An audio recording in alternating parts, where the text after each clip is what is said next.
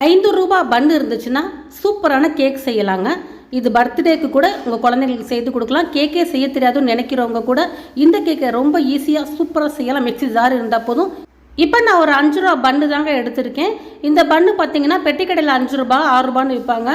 நீங்கள் பேக்கரியில் வாங்கினா கண்டிப்பாக 10 ரூபான்னு சொல்லுவாங்க. நான் வந்து பெட்டிக்கடையில் வாங்கினதுனால ரூ. 5 தான். இதை வந்து இது போல் பிச்சு ஒரு பன் ஃபுல்லாக சேர்த்துக்கிறேன் ஒரு மிக்ஸி ஜாரில். இது கூடவே 3 முட்டை சேர்த்துக்கிறேன்.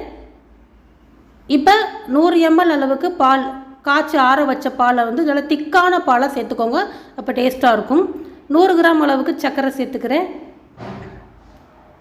சர்க்கரை வந்து 100 கிராம் வந்து இனிப்பு கரெக்டாக இருக்கும். இதில் வெண்ணிலா எசன்ஸ் வந்து சேர்த்துக்கிறேன் ஒரு அரை ஸ்பூன் அளவுக்கு. உங்கள்கிட்ட வெண்ணிலா எசன்ஸ் இல்லாட்டினா ஒரு 3 ஏலக்காய் வந்து இதில் சேர்த்து அரைச்சிக்கோங்க. நல்லா நைஸாக அரைச்சி எடுத்துகிட்டு வந்துடுறேன். இது போல் இருக்கணும். இதை அப்படியே வச்சுட்டு இப்போ ஒரு பேன் வச்சுக்கிறேன். அதில் ஒரு 4 டேபிள் ஸ்பூன் சர்க்கரை சேர்த்துருக்கேன். சுகர் வந்து கேரமல் பண்ணணும். 1 டேபிள் ஸ்பூன் தண்ணி சேர்த்துக்கிறேன். இது பார்த்திங்கன்னா மிக்ஸ் பண்ண ஒரு 2-3 நிமிஷத்தில் சுகர் வந்து நல்லா தேன் கலரில் கேரமல் ஆகி வரும். அடுப்பை மீடியமாக வச்சு செஞ்சுக்கோங்க, கறியை விட்டுறக்கூடாது. பாருங்கள், இது போல் தேன் கலர் வந்தோடனே ஒரு கேக்கு டப்பா எடுத்துக்கிறேன். உங்கள்கிட்ட கேக்கு டப்பா இது போல் ரவுண்டு டப்பா இல்லாட்டினா நீங்கள் டிஃபன் பாக்ஸு கிண்ணம் கூட யூஸ் பண்ணிக்கலாம். இப்போ ஃபுல்லாக எல்லாத்தையுமே சேர்த்துட்டு இது ஒரு 10 நிமிஷம் செட் ஆகட்டும். 10 நிமிஷம் இது கொஞ்சம் ஆற வச்சுட்டு அதுக்கப்புறம் நம்ம அரைச்சி வச்சுருக்க அந்த கலவையை எடுத்து சேர்த்துக்கணும். அவ்வளோதாங்க, கேக்குடைய வேலை முடிஞ்சிருச்சு. இனி வேக வச்சு எடுக்க வேண்டியதுதான். இப்போ அதுக்காக ஒரு அடிகனமான பாத்திரத்தில் தண்ணி ஊற்றி வச்சுருக்கேன். அதில் ஒரு தூக்கி வைக்க ஒரு ஸ்டாண்டு போட்டிருக்கிறேன்.